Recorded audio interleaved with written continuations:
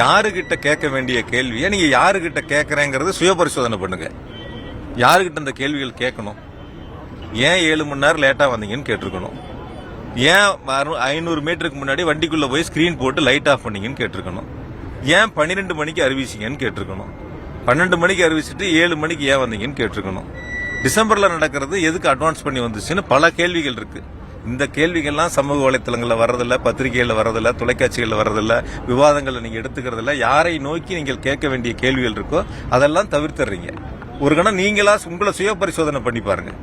உங்களுடைய செய்திகள் வரணும், உங்களுடைய தொலைக்காட்சிகளில் முன்னாடி வரணும், செய்திகள் விரைவா போகணும் அப்படிங்கிறதுக்காக இருக்கக்கூடிய யதார்த்த சூழலை எடுத்து சொல்ல வேண்டிய கடமை நம்மகிட்ட இருக்கு. இருக்கா இல்லையா? பொறுப்பு நம்மகிட்ட இருக்கு. அந்த பொறுப்பு என்ன நடந்துச்சு, எப்படி நடந்துச்சு, இதுல யாரெல்லாம் இருக்காங்க, யாருகிட்ட யாரு ஒரு கேள்வி என்கிட்ட கேட்டா எதிர்முகாம்ல இன்னொரு கேள்வி கேட்கணும்ல. அந்த கேள்விக்கு அப்புறம் என்கிட்ட பதில் கேட்டா பரவாயில்ல. ஒரே தரப்புல உங்களுடைய கேள்விகள் மட்டும் இருக்கு. போதும், அது போதும்.